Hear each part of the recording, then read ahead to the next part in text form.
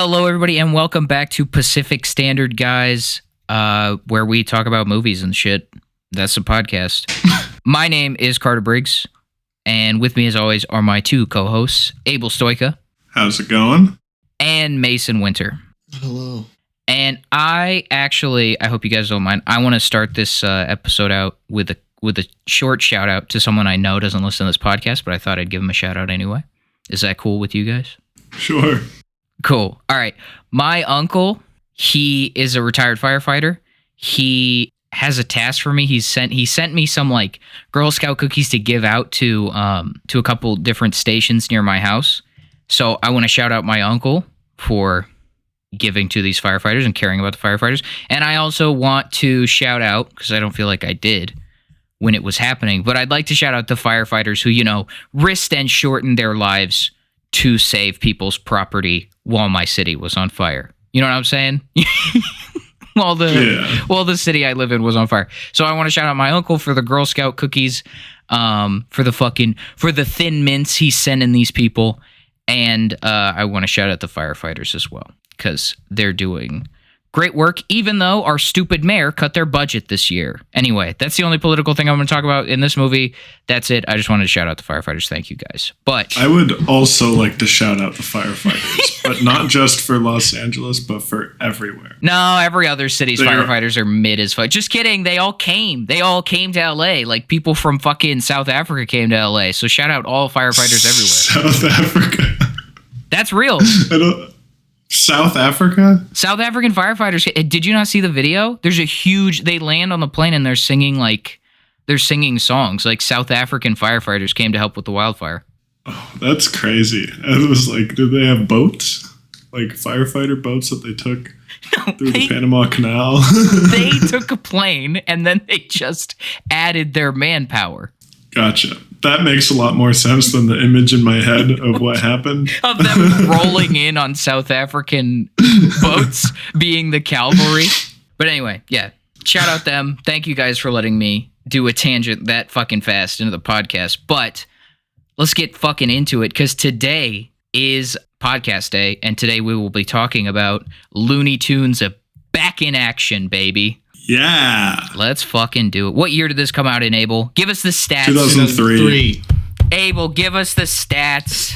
Let me pull up the stats really quick. Give us the stats. It's Abel's stat corner. Directed by Joe Dante. I believe he directed the first two Gremlins movies. Nice. 93 minutes long. Nice, crisp, short, sweet, 93 minutes long. We got an $80 million budget with a box office return of a meager $68.5 million. Oh, that's terrible. Came out in November. Warner Brothers movie, if you can believe it. I definitely had no idea who made this movie, not even a minute in, because they keep fucking telling you.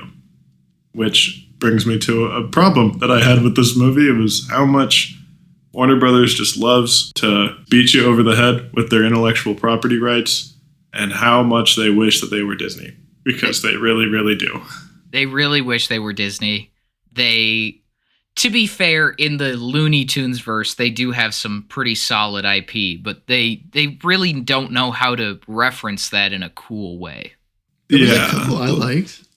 No, there's a couple fourth wall breaks and shit that I like. I like how it's the Warner Brothers. It's like these two twin idiots.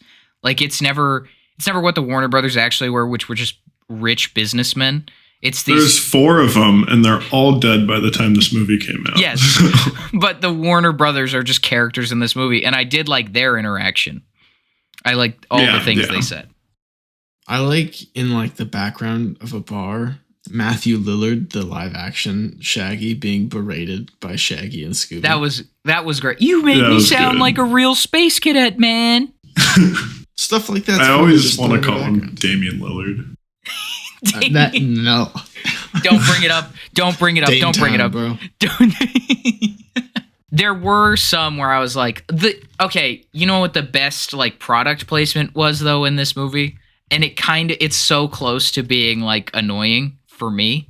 I don't know how you guys felt about it. The Walmart one in the desert. I was pissed off about that. I'm not gonna lie. I thought it was pretty funny. I was bemused.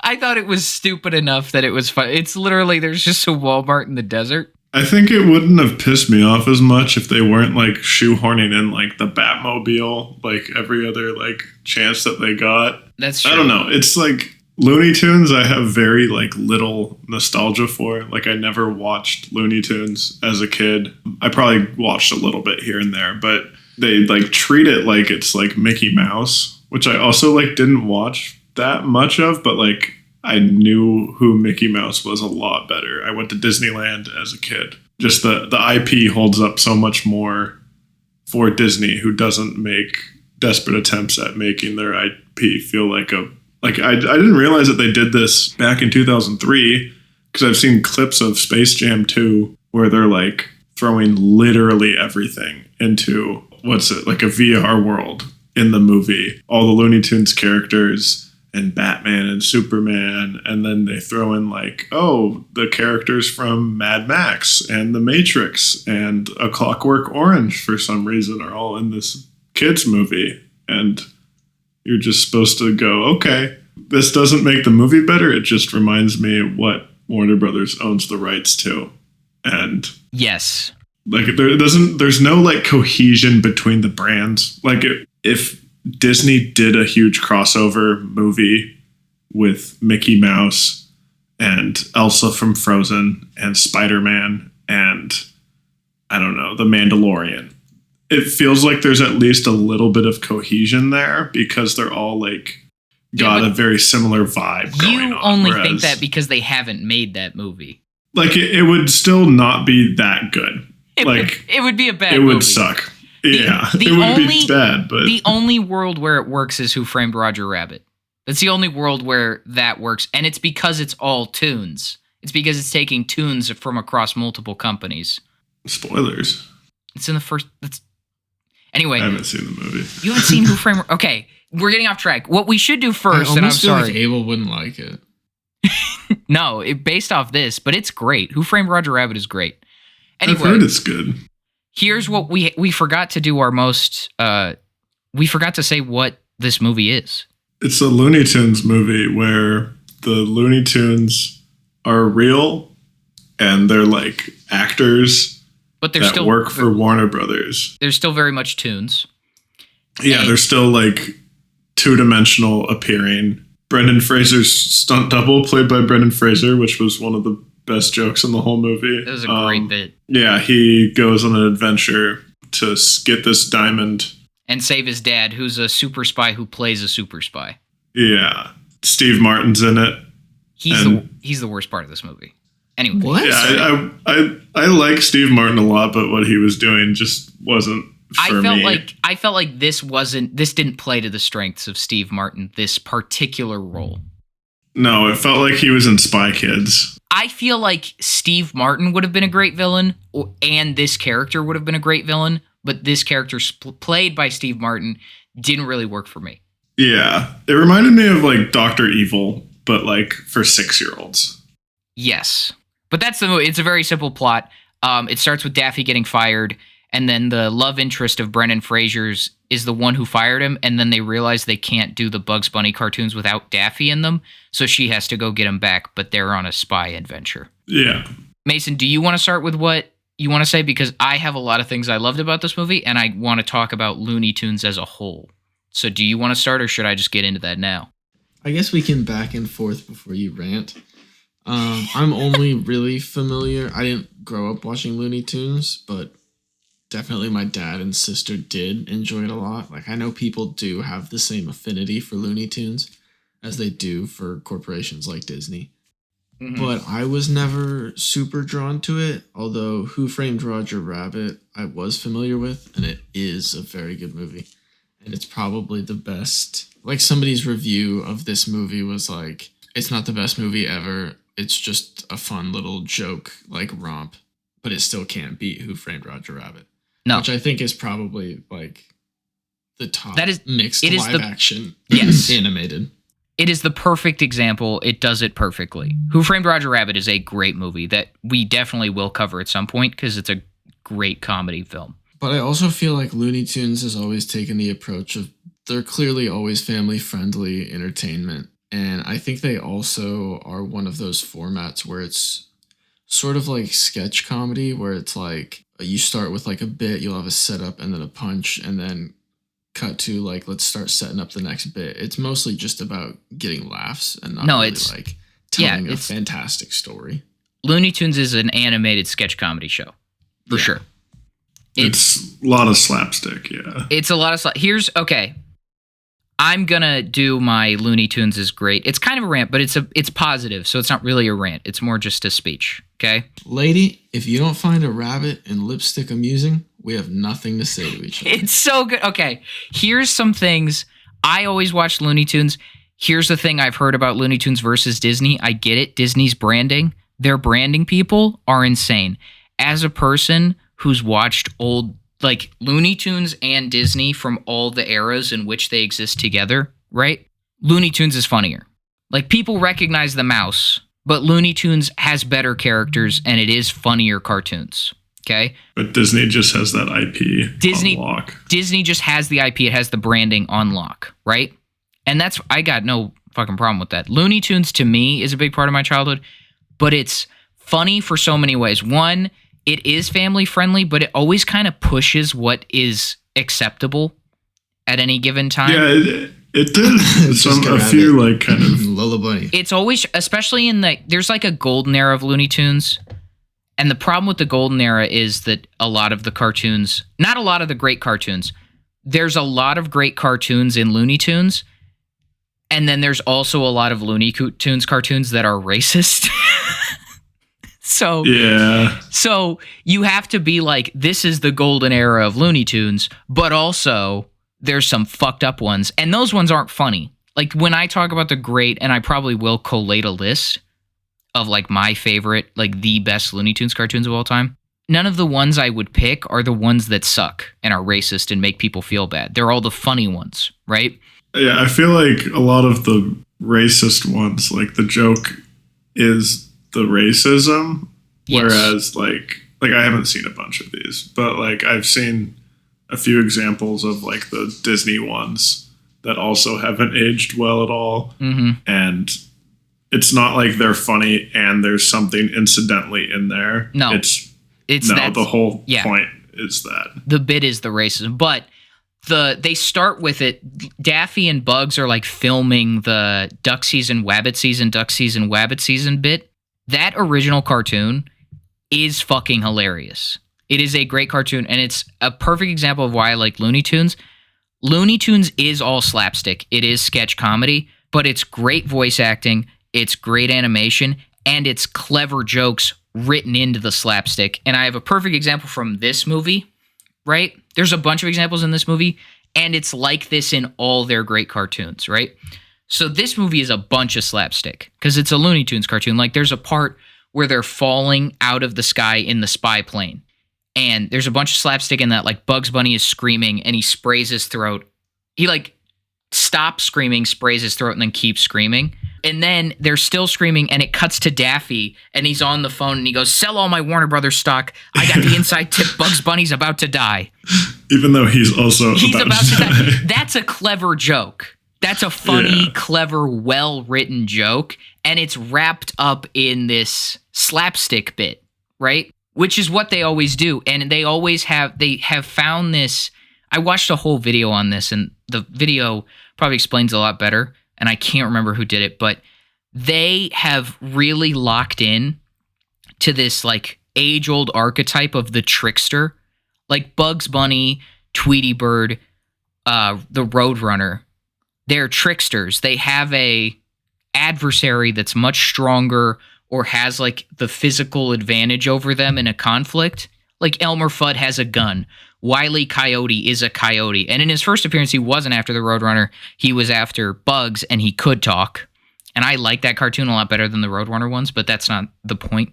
The way they beat their villains is by tricking them and making them behave like buffoons, right? And it's funny. It's funny to see the big guy get tricked into like blowing himself up with dynamite.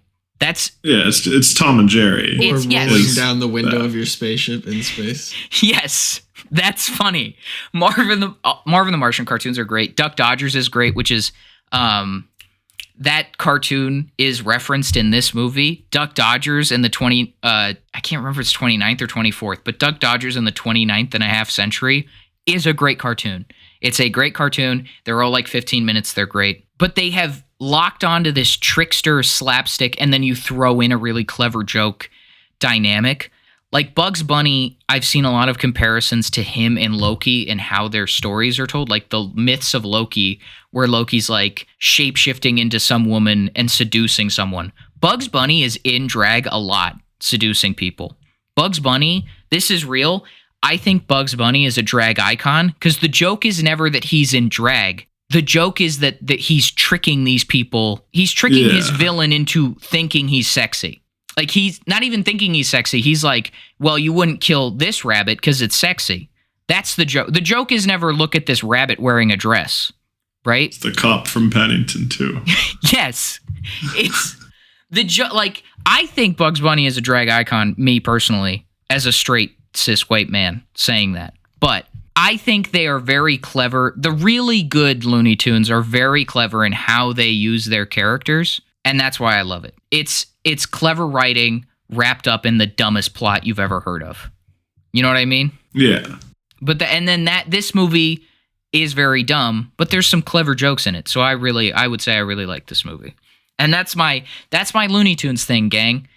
And I think everybody should go out and watch more Looney Tunes, and you should watch the Looney Tunes movie that's coming out because I want them to make more just actually animated things. There was a movie that they were gonna do that got Batgirled, right?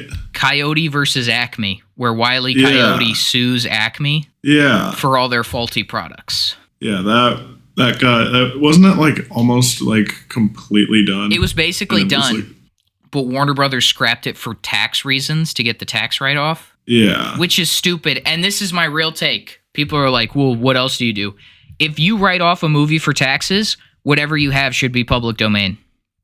We should be able to watch it for free, and we should be able to use it however we want. Because the government paid for it, and the government is by the people for the people. So give me Acme versus Coyote. Give it to me. I think if that was the case, then they wouldn't have done it, because I feel like the executives look at it and they say, this is bad and it will damage our intellectual property because it's not up to par or whatever. But then if the government like took it and then distributed it or whatever, put it in the public domain. Just put it on YouTube then, these are all the fucking properties we've given tax breaks to. Yeah. Boom. Government should nationalize a YouTube competitor. That'd be sick. No, they should just have a YouTube channel where they put Wiley versus Acme, or Coyote versus Acme. I'm so excited for the day when some random person who has stored everything on a hard drive, like right before they deleted everything, just puts everything up on the internet. Puts Coyote v. Acme and Batgirl on the internet. Yeah, no, I'm hyped. I'm hyped. Also has Brendan Fraser in it, the Batgirl movie. Yes. Also, Brendan Fraser in this movie, great. Now I'm going to talk about this movie. Brendan Fraser, great. Acme as a villain, great. They fit in all the like villains from all of Looney Tunes as like agents for Acme, great. Also, you can tell they really wanted the IP to James Bond, but they didn't have it. Yeah, they literally cast James Bond. Like, they wanted that James Bond IP so bad, but it's fine. Now Amazon has it. And they're doing shit all with it. Yeah. Who cares? Who cares? I don't fucking care. Anyway, great performances. I love the car. I love Yosemite Sam in Vegas. I love that whole chase sequence. Yeah, I looked away for like a second, and then I saw like the stripper lady or whatever, and I was like, that's odd, first of all. And then I realized I got confused because it was two separate blonde women that I thought were the same person. Because I'm stupid. There was the showgirl singer, and then there's the main love interest. Which is why I was confused. Yeah. When the showgirl singer shows up, and I'm like, wait, what? I thought you were like a executive at Warner Brothers. No, it was 2000. It was 2003. Abel. All women in Hollywood were skinny blonde women. That's the only woman that was in Hollywood in 2003. Yeah. If you were going to be in like a kind of like middle tier movie, you were a very skinny blonde woman. Mason, you're being real quiet. What do you got, man? He's just steaming mad about everything. Was it called the Blue Diamond? Yeah, the Blue Diamond. Yes, the Blue Diamond, and it turns people into monkeys. Oh, yeah. Do you remember, like, the puzzle piece they find on the ground to, like... Yeah, it was a barrel of monkeys. I was about to say, that's a barrel of monkeys piece. Yeah, that's so I wrote that down. Yeah. It's a barrel of monkeys. I also very much, like, I don't know. I thought... Dope toy, by the way, barrel of monkeys. Anyway, sorry, Mason. Okay, yeah, I would play with it a lot, but, like, did anyone ever actually play the game? No, fuck the game. No, you make the longest chain of monkeys. Yeah, you try to make the longest chain of monkeys you can make out of a barrel of monkeys. You stand on the top of your bunk bed and you're like, Dad, look at how many monkeys I got going right Look now. at how many monkeys. And then in my case, my brother would walk in and break my chain of monkeys. I'd be like, God damn it! Dude, if my sister broke my monkeys, I'd beat my sister. Leave it in. Leave it in. Leave it in. I believe that is domestic abuse. Leave it in. I'll let it slide. No, I got smacked too. She threw it back. That's not a beatdown. That's just a fight. It was Duel of the Fates was playing. It's just fisticuffs, Abel. That's just fucking fisticuffs, man. My monkeys. If my monkey chain was broken, fisticuffs were had. This is real, and I'm so sorry, Mason, you were saying a point, but now that we're on toys, my brother, the age gap between me and my siblings is big enough that we couldn't engage in fisticuffs. Like, my brother is 5 years younger than me. Yeah. Yeah, that's domestic abuse. Yes. There was a phase when we shared a room that I wasn't allowed to keep the Legos I built. So I would build them, because he would throw them on the floor. So I would build them, and then my mom would take them apart in bigger pieces and put them back in a box. And then when we moved and I got my own room, I put them all back together and put them on my shelf. But he went through a phase where he would not only dump every box of toys on our floor so that you couldn't step on the floor of our bedroom, he would also throw my toys down the stairs. What the hell, man? So he was like 2 or 3. So it was... Oh, never mind. Yeah. He wasn't like 15 throwing my shit down the stairs. I thought he was like, I always thought he was like 8 or something. No. Like 7 or 8. When I was 7 or 8, he was 2 or 3.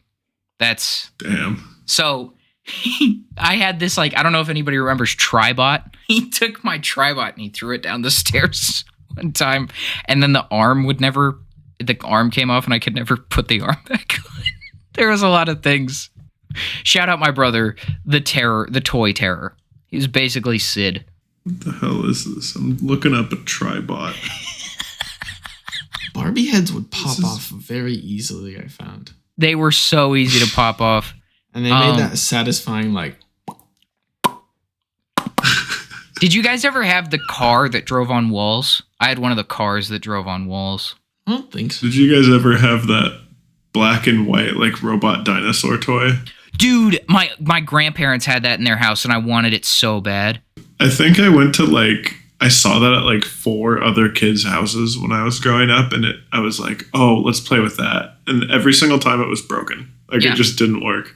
I had one of those black and white robot dudes with the Daft Punk heads, and it had, 3 fingers. Oh, I know what you're talking about. I know what you're talking about. It's got, the gas mask kind of face to it. Yes. I had one of those. I never had that. And it's gone forever. I don't know where it went. It's gone forever, though. Yeah, some toys just are not there anymore. No, they're gone. For you to play with. My Vulcan Nerf minigun. Oh, yo, I think I bought your Vulcan Nerf minigun at Goodwill. The belt fed. Dude, Vulcan, you could fuck up some hoes with that. Bro, I could just fill the hallway of my house with darts. It was so fun. I remember one of my friend's birthday parties, we played Nerf Zombies. I don't really remember how to play, but I just remember that it was the most fun I've ever had. Nothing can beat that high. That was crazy. I felt real. I was really, that was my reality, was that game. Everything else in your life has been fake. The only real thing that brought you true joy was playing Nerf Zombies. Nerf Zombies. I don't even like playing COD Zombies, Mason. I had this conversation. I know. I saw the clip. Such a bang. I saw the clip. Anyway, Mason, you were saying about the movie we're supposed to be reviewing. Right. I have a vivid it's a memory from movie. one birthday of playing paintball and like snagging the flag from the middle of the field and turning around and running. And like a movie, just seeing paintballs fly past me. That was true fear. Slow motion. Yeah, everything did go slow motion. That was Mason Saving Private Ryan. That was my I remember Saving I- Private Ryan. Yeah, I don't know. I thought Steve Martin as the villain was goofy. Yes, he was. I very much enjoyed him ripping off his disguise and then being Brendan Fraser's dad. That was good. And then ripping it off and being Michael Jordan and being like, let's run some drills. I don't know. That got me. that whole sequence was very good. But yeah, I don't know. I thought it was more just a goofy, full of laughs movie, and that's kind of what I expected from Looney Tunes. No, it's great. Here's the sign of a good comedy movie. When I have nothing in my notes except funny quotes. That's a good comedy movie. Yeah. I really like this movie. It was very Looney Tunes. It was very trickster. There's that scene where Elmer Fudd is chasing them through the Louvre. That was good. That was a really cool scene where they're like getting chased through all these paintings and stuff. They go through like the Dali one. They beat him by getting him into the the point. Pointillism. Getting him in the pointillism painting and then blowing him away with a fan. Looney Tunes said their goal in that scene was to teach the audience something during their movie, and Carter couldn't remember what the art style was called. Look, So I think they failed in their mission. I don't like Well, he would have edutainment. failed a test about it. But you like saw what it was. Yeah, You know? it's many dots that make up a larger image. I know what it is. I just don't know If the the multiple choices were surrealism and pointillism, you choose pointillism. No, I would, yeah. If it was a short answer test, I'm fucked. If it's a multiple choice test, that's a different I'm story. in. Yo, dude, short answer test, kill me now. Multiple choice test, yo, yes, please. Give Show it to my work Papa. with words? What? Remember the concept in its entirety? Can't do. You show me the concept and my neurons connect to each other, I'm in. I got Visual you. learner. Maybe. Who knows? Who I knows? don't know. I don't fucking know. I bet Abel's a will say that- kinesthetic learner. Fucking dweeb. I don't even know what the hell you just said to me, man. Kinesthetic? Kinesthetic, it means like you gotta do little activities to learn. Yeah. Like lessons? Like learning with your hands. Like Learning you have with to- your hand, Oh. like your motor hands. skills. Well, that's on cool. That's cool too. I can visually learn though. I would describe myself as a visual learner. Anyways, I was not as keen on this movie as you guys were. There's parts that are good, but a lot of the jokes just did not really land for me. A lot of the jokes did land, but there's just so many. The end of the movie, the third act, I was completely checked out. I was ready for it to be over. I think maybe I like Looney Tunes in a shorter amount of time. The third act like is per story. the third act is the weakest, for sure. Yeah. I was really just tired and didn't want to watch anymore. I did though. I finished the movie and then I got to watch Brendan Fraser beat himself up, which was a nice reward. I loved the part where, I don't know if you guys heard this part because I almost missed it. I can't remember exactly who says it. I think it's the cowboy guy and he gets Yosemite Sam. Yeah, I think it's the Roadrunner, runs away or something, and he goes, "Son of a cock." Yeah. He says funny shit. Yosemite Sam, when he does his little rants, is funny. Objectively funny. That was a good part. Son of a cock! But I do agree with you. Looney Tunes is definitely meant to be in shorter form, which is why for me I don't love Space Jam. I think this is my favorite of the Looney Tunes version of this. I am excited for The Day the Earth Blew Up, the new Looney Tunes movie coming out. I'm definitely going to go see that, and I am excited for it. Yeah. Because it's a Daffy Duck Porky Pig team up. This is very much like what if we did Looney Tunes for an hour and a half, you know? Oh, okay. And the other ones are not Who Framed exactly like Space that. Jam is that. That's what Space Jam is, but they do it worse. Who Framed Roger Rabbit? It's a mystery. It's like a detective noir, but with cartoons. I gotten the gist of that part. But that does sound a lot better than this. It's great. Who Framed Roger Rabbit is an amazing. It's a great movie. I haven't seen it in a while. We'll watch it eventually, I'm sure. We'll do it. We'll get around to it.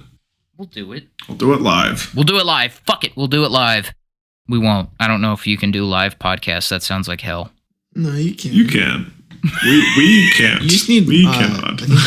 I think you need people to fill seats. Oh. No, I didn't mean live. I meant like live, like broadcasted podcasts, not a live performance. Live stream. Yeah, but if nobody's watching it live, then what's the difference? No. Well, all 23 of our viewers could go. There would be no editing, which means it would just be worse and not live than what we're doing now. The audience members will see the wild way my body is draped over my chair right now. Oh yeah, we'll have cameras. Yeah, we don't see each other when we do this. It's blind. We really should just have like our cameras on for each other. Nah. Just voices is a little romantic though. It's a little romantic. Yeah. This is what I want to know. I've never listeners ever seen Mason? What? What do the listeners think we look like, I wonder? I've never seen words come out of Mason's I'm a mouth. gremlin. Dude, Mason, no, I was going to say, who's the most handsome Pacific Standard guy? And you just fucked yourself over by saying you're a gremlin. Also, no offense, Abel, you're a very handsome man. The answer is Mason. Okay? The answer is Mason. Whoa. Okay. Mason is the most handsome member of the Pacific Standard guys. I'm the most standard guy. Dude, I don't know. Mason's more Pacific. Mason is definitely Football Pacific.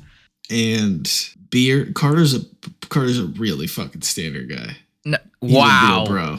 Wow, Football, bro. Carter's one of the of my friends, probably the most straight up bro. You just talked about how much he loves the Looney Tunes. He's just a very politically versed bro. And I love the Looney Tunes. Now, Mason is saying visually. I'm a very visually standard bro.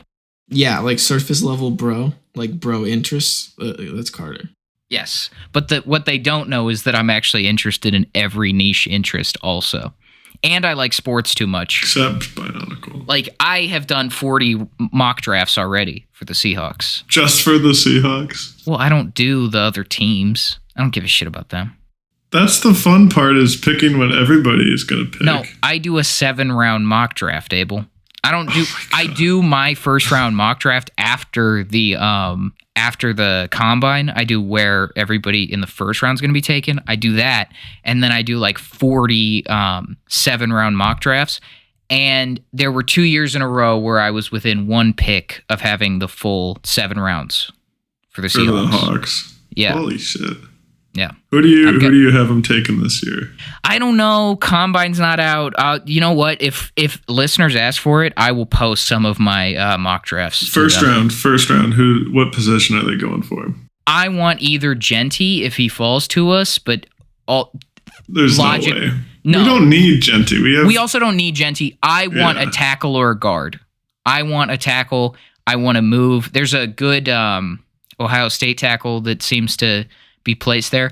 I want us to move Abe Lucas to guard in the offseason, and I want us to draft a really great college tackle in the first round. Yeah, that's a true Seahawks fan if I've ever heard one. Is I just want an offensive lineman, please. Yep. Anyway, please. Enough about me. Movies. Movies. This is what movies. Favorite quotes. Are we moving into favorite quotes? I mean, I would think so. Let's do it. All right. Let's start with Abel because he hates the movie. Yeah, let's start with the hater. The only quote I have written down is "son of a cock," so I'm gonna go with that one. Mason? My favorite one has to be, it was Daffy. Mm-hmm. He is approaching a doorway and he goes, I don't know the meaning of the word fear. And he opens the door and there's a cannon in his face. And then he goes, fear, noun, a state of terror. That's probably my favorite. That's a great. I have two here. I said my actual favorite one, the sell all my Warner Brothers stock. I've got the inside tip, Bugs Bunny is about to die. Yeah, that's great one.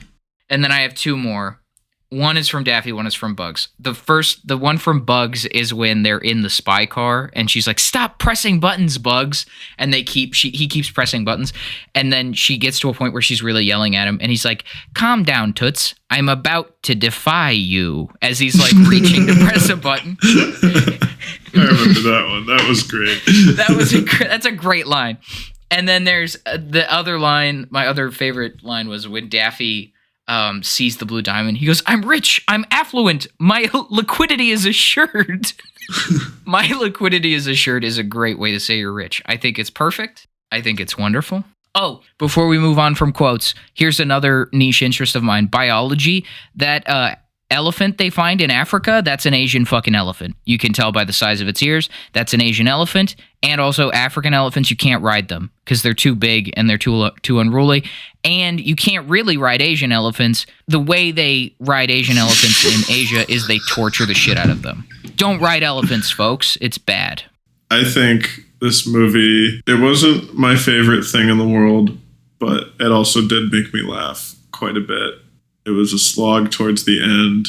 The laugh per minute rate was very high, but the overall joke landed versus not landed was very low because of how many jokes are in this movie. Mm-hmm. Just to get all analytical and shit. To bring some able stat corner. Yeah, I made a spreadsheet. I logged every joke in the movie and rated it on a scale of 1 to 10 of how funny I thought it was. I'm about to defy you as a 10. That's great. I did want to rewind that one at that part. I did not, though, because my controller was dead. And anyways, I think when I rated this movie on my phone, I gave it a 4, which I think is a little bit not good because I was annoyed at the third act. I can acknowledge the faults in that. I think I'll bump it up to a 5. Mason? I think broken down, it was probably like 3.6 laughs per minute for me. It was a pretty... That's actually like 3 laughs a minute. It was a good one. That's... Your throat's sore, buddy. It was a good one. It was because of this movie. It's because of Back in Action. Yeah. Mason's throat is out of action because of Back in Action. No, that's why I said laughing 3 times every minute would make your throat sore. I don't know actually about how sore it is. I perished twice watching this movie. That's a shame. But I felt like overall, as like a Looney Tunes sketch show / movie, it did its job of just set up joke. In terms of like telling like a good cohesive story that like rises and falls, I don't think they did so well. So it definitely hurt its rating there. And I don't have the like same nostalgia for Looney Tunes as like Carter. But I'll still give it middle of the line. I'll give it a 5 like Abel, but I would definitely recommend it to like, I would say more familial audiences, anybody with kids. Mm-hmm. Yeah. Now on to you. All right. I gave my whole Looney Tunes rant. I've said that I like all the jokes in this movie. It is just a bunch of Looney Tunes sketches taped together with Brendan Fraser in it. Like peak Brendan Fraser, like action hero Brendan Fraser. I'm going to give it probably a 7 because the third act does drag. It's not my favorite. Not all the jokes land, but there's enough sequences in this movie that I found very funny. The Bugs Bunny and the producer lady in the spy car was very funny. The spy car falling out of the sky was very funny. The Yosemite Sam chase sequence, the Louvre chase sequence. There was enough really funny stuff in this movie that I really liked it. I also liked how professional and how big of a neck the henchman had in this movie. That's the biggest neck I've ever seen on a man. The main Acme henchman, he's got he looked like Johnny Sins, like roided up brother. Check out these F1 drivers, Carter. They can flare their necks like their lats, dude. It's wild. I'm just saying he had a really big neck, and he's a very professional merc. You know what I'm saying? Very professional. Yeah. But yeah, I'm gonna give this one like bearded dragons trying to scare off their enemies.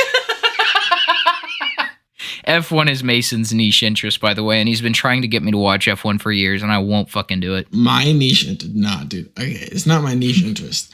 Any interest I have is niche because I'm just gonna dive fully into it. I just got my mom into it though. That's what I'm saying. I'm saying your niche, one of your niche interests is F1. But I also think it's just like the way you're interested the universe. I don't think you can argue and look at Charles Leclerc and not be like, this man is gorgeous. All right. Okay. I'm going to look up this man. Give me a second. Oh, you got What's it. his name? And he plays piano. Charles Leclerc. Okay. Charles Leclerc is a handsome. Well, look at him. Hey, can I say And something? he drives for Ferrari. Can I say something though? Can I say something though? What do you want to say? Kind of looks like you, Mason. Don't say that. Please Kinda- don't say that. You can't compare me to Lord Percival. Kind of looks like you, bro. Kind of looks like you, bro. No, dude. Kind of looks like you, bro. No, bro. Not King Charles. Anyway, yes, 7. Does that take us to what we are doing and what have we been watching? Yeah, what are we doing? Well, I have a question for you guys because, like I said, I will be delivering some Girl Scout cookies for my uncle to firehouses. What is your guys' favorite Girl Scout cookie? Go. Oh, Samoa's, for sure. Samoa's slap. They slap. 100%. The other ones are good, too. Like, some of them aren't as good, but most of them are, like B+, A- cookies, but Samoa's are, like, go to the shit. Like, I don't think I've ever had anything like it, you know? You know what I'm saying? I know what you're saying. Samoa's, they're legit. Mason, what do you got? Sub 30-degree Thin Mint. Dude, Oh, yeah. That's the way. Here's my list. Are you ready? I got Samoa's are my out of the box. Samoa's are the best. You freeze a Thin Mint. There's nothing on this planet that is more refreshing than a frozen Thin Mint. Frozen Reese's Cup is pretty damn good, too. You can't compare. No, you play zombie Nerf. You play Nerf zombies for a little while, and then you come back in. You have a frozen Thin Mint. You're ready. You're good to go. We should do that. We Patreon only. We're gonna eat cookies and play Nerf guns, and we're gonna record it. Also, honorable mention to tagalongs. I can't remember. I get tagalongs confused with another one. Is that the peanut butter inside one? Tagalongs are the peanut butter on the inside one. Those are good as hell. Honorable mention, tagalongs. Samoa's best out of the box. Tagalong's second best out of the box. Frozen, there is no substitute for a Thin Mint. No substitute at all. Tagalongs frozen are also good. Tagalong's frozen, very good. Not even close to Thin Mint. Samoa's frozen, not that great. No, you can't. Samoa's are out of the box only, man. Room temp. Yeah. But anyway, I will be doing that. I will also be watching Invincible. The first 3 episodes drop tonight as we are recording. And no. Yes. No. Yes. No. What do you mean no? I mean, they dropped last night. Oh, fuck. Are you serious? I already watched the first episode. God damn it. Okay. I'll say it was great. Okay. I have to watch it. The other thing I will be watching is the new Looney Tunes movie coming out. And I have been reading... Did I say this last episode? I've been reading the new Monster Manual. Very exciting. But that's the things I'll be doing. Very excited because you did say that. Oh. I'm sorry. So anyway, Thin Mints. Your niche interests are also welcome here, Carter. Are they on the podcast that I'm on? Good. Thanks. Yeah, I just ranted about Charles. Thin Mints, Invincible, Monster Manual, and The Day the Earth Blew Up, people. Get on it. Get on it. Mason, what are you doing? I watched the first episode of Invincible, actually leading right up to the recording of this podcast. I was having a good time before I got pulled away. I have yet to watch the other 2. So and then he had to do this bullshit. I got roped into this bullshit. So next week I can come back with my thoughts on the other 2. I also randomly watched that movie Air from 2023 about random Nike signing Jordan. Mm-hmm. It's a good movie. I was pleasantly surprised. Yeah, I felt like they were able to spice it up with enough funny moments and enough storytelling to actually make the event of a shoe company signing an athlete's not very exciting. A compelling story. No. But no, I thought the way that they told it and the way they did it was pretty good. Matt Damon, Jason Bateman, Ben Affleck, Chris Tucker. Yeah, randomly, Chris Tucker and what's his name? One of the I think it was Marlon Wayans. Viola Davis is in that, right?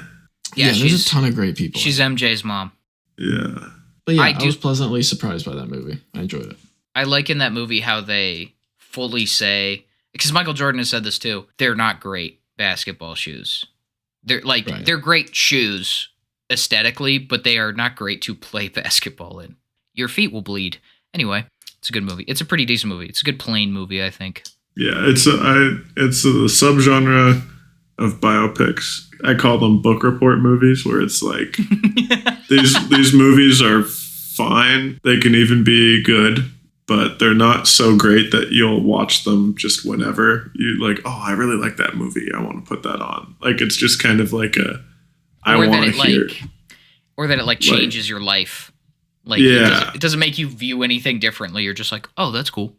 Yeah, the movie Dumb Money that came out a couple of years ago about the GameStop stock fiasco is the prime example that I could think of, because that's when I was like, I should start calling these something. Book report movies. What do you think about The Big Short? I don't think The Big Short is a book report movie. I think it's better than that. But I haven't seen it in a while, but I remember thinking that was a step above. It's such I don't like watching The Big Short because it makes me feel bad about the world, but it's so good.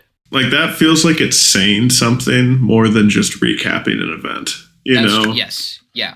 I'll leave it on this note. George R.R. Martin, can you just get cracking, brother? Please. Yo, just fucking put together one, release the book, bitch.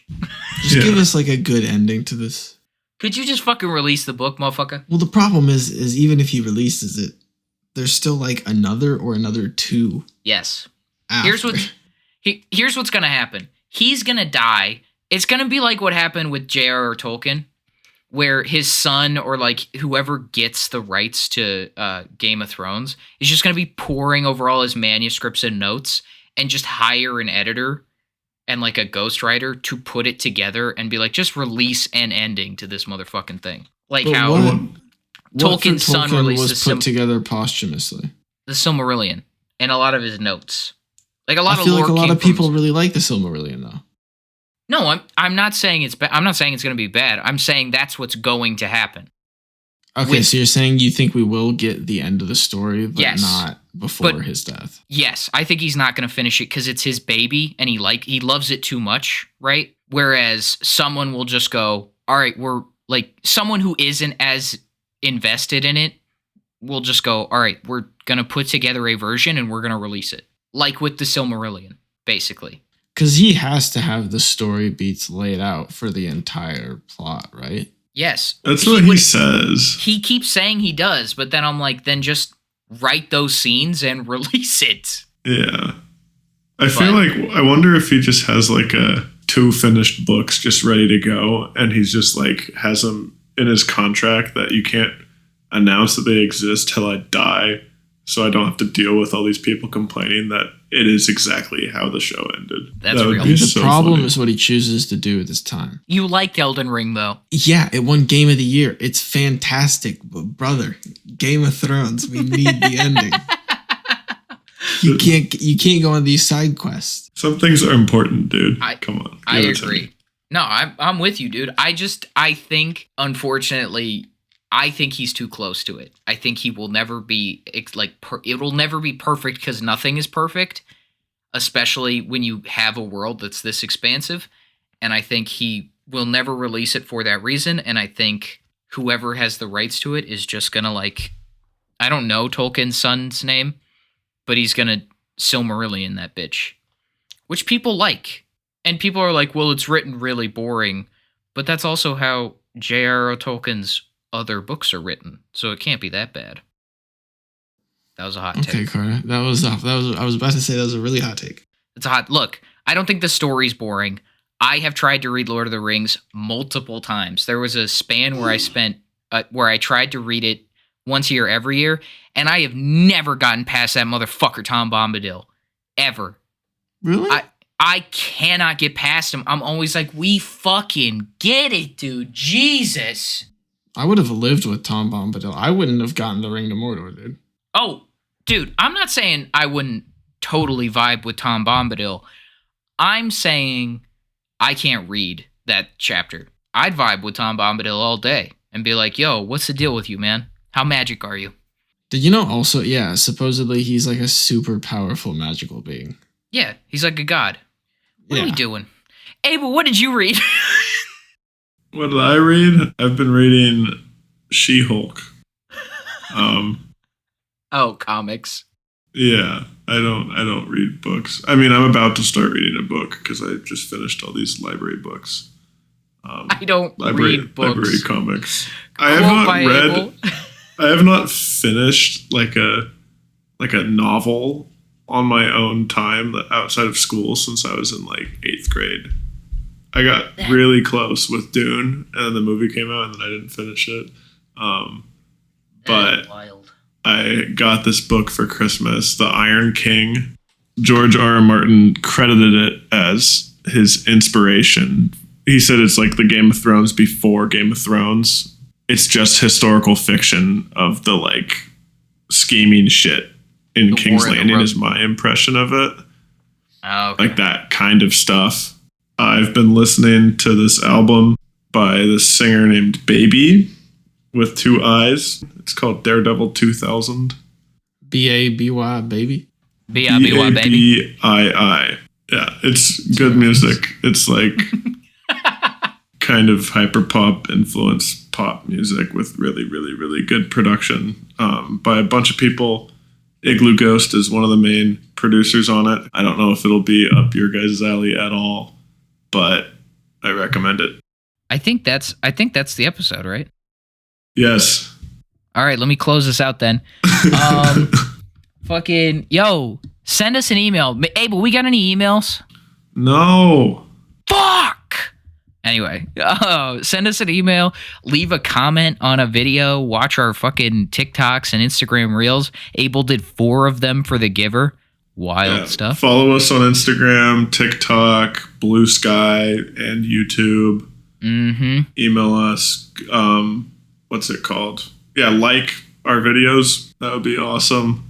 That'd be great. And what are we watching next week, Carter? Here's the question. All right. I haven't compiled the list yet, is the problem. Okay. So we can do 10 Looney Tunes episodes, or we could do Who Framed Roger Rabbit. What would you guys rather do? I'm going to buzz in my answer. What is Who Framed Roger Rabbit? Abel? I'm down to do Roger Rabbit as well. I don't Okay. know if I necessarily need to scramble around to watch 10 separate Looney Tunes episodes, TBH, although I'm sure they're great. Give me one. Send me a link to one and I'll watch it. I'll send you a link to one. I'm going to compile the list tomorrow either way. But Who Framed Roger Rabbit sounds like a great pick, honestly. Cool. Let's fucking do that. Let's do it. Eat your Thin Mints, people. Fucking eat Thin Mints. That's my sign off this week. Eat Thin Mints. Thin Mints. All right. Yeah. Take care, everybody. Freeze them.